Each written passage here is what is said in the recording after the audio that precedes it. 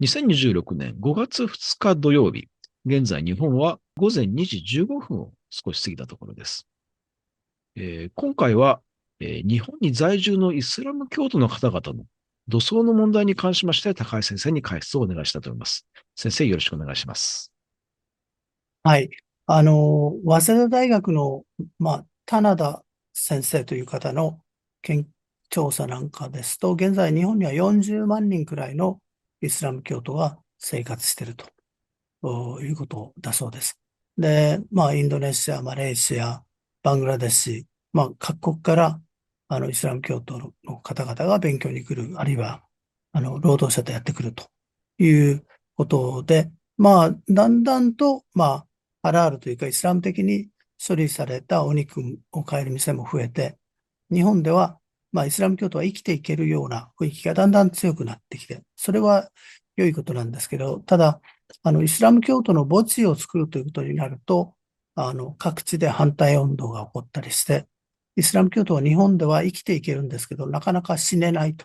いう、こういう状況になっています。で、イスラム教徒の皆さんに日本に来てもらって、労働力として日本を支えていただくわけですから、やはり、あの、最後の場面まで、日本側が面倒を見るという必要があるのかなというのは思います。で、なぜ反対運動が起こるのかというのを見てみますと、一つは、イスラム教徒は、火葬を嫌うんですね。遺体を火で焼くというのは神様が我々を罰するためにすることであって、人間がすることではないということで、土葬を好むわけですけれど、日本人もつい最近まで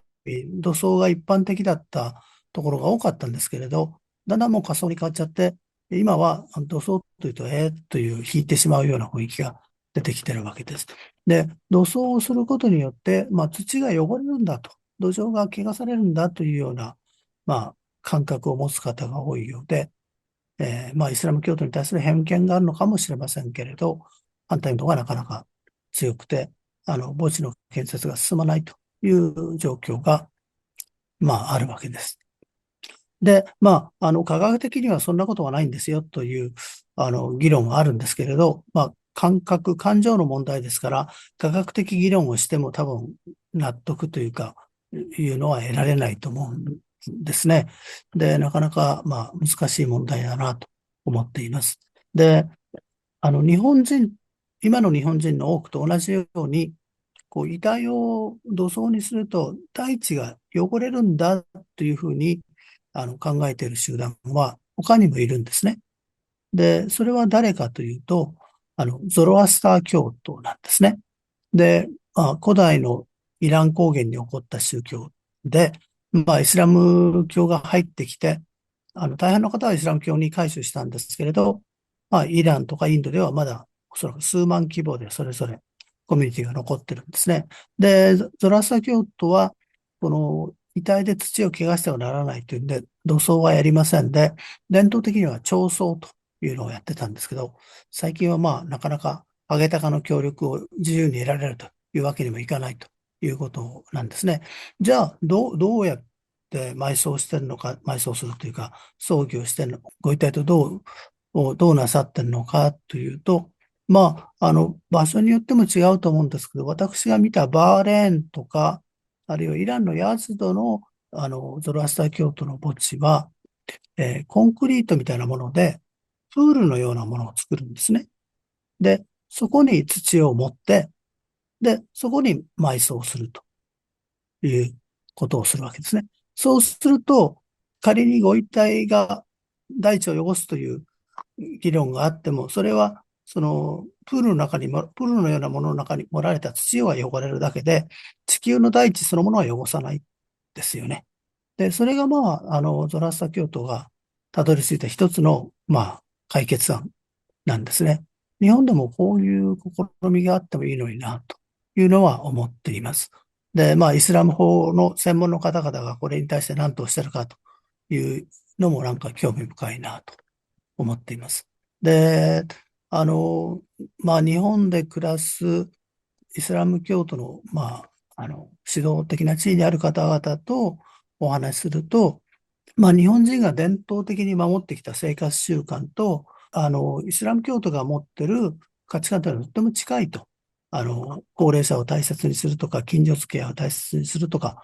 近いんで、そんなに、イスラム教徒は日本社会にいて違和感もないし、できる限り日本社会に、こう、適合して融合していきたいっていうのをおっしゃるんですね。だから例えば、あの、地域でお祭りをやるとなったら、カレーのお店を出して、屋台を出して、こう盛り上がって協力したいと。まあ、それはできると。ただ、付き合えないのは、終わった後、みんなで、その地域の神社に行って柏手を打って、で、お酒飲んで乾杯みたいなことは、イスラム教徒だからできないと。だから、まあ、日本語で、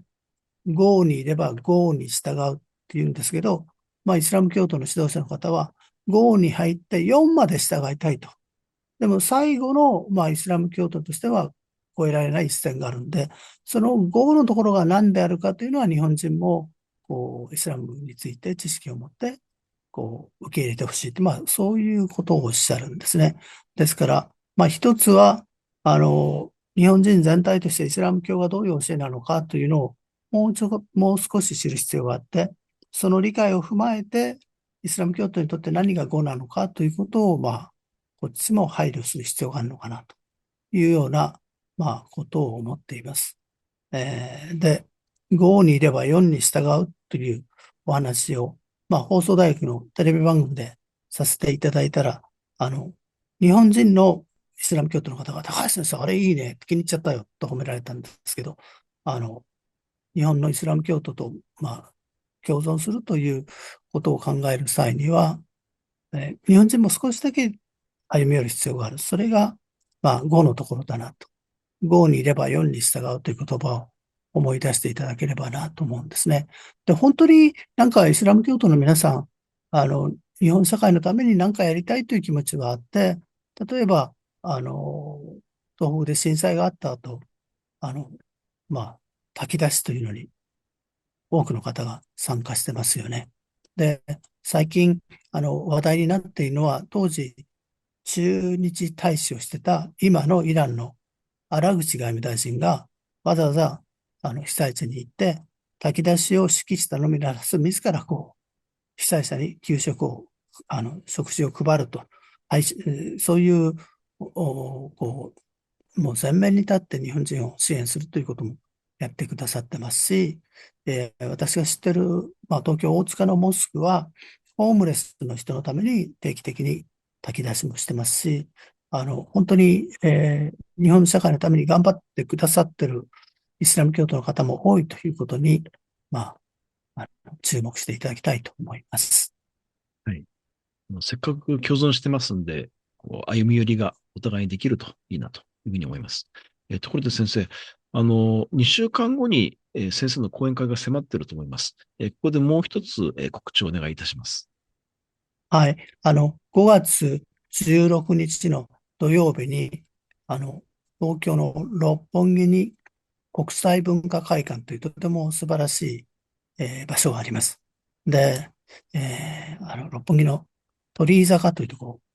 ちょっと下っていくのかな、登っていくのかな、ちょっと歩いていくと、えー国際文化会館というのがあって、で、元は、三菱を作った岩崎弥太郎のお屋敷かなんかだったんですかね。とてもお庭も綺麗ですので、まあ、講演会に来て、お庭を見て、あの、ちょっと春を感じていただける、そんな機会にもなるのかなと思います。で、講演はもちろん、イランの情勢についてお話しするんですけれど、今もうどういう話をするかというのは決めて、まあ、パキスタンの役割についてお話ししたいなとは考えているんですけれど、まだ2週間ぐらいありますから、え1週間というと中東情勢にとっては無限の長さですから、まあ、それまでに大きく、情勢が変わって、私の話もまた全部作り替えかなという覚悟で準備は進めております。皆さんぜひあの、お運びくださればと思います。はい。ありがとうございました。それではまた次回よろしくお願いいたします。よろしくお願いいたします。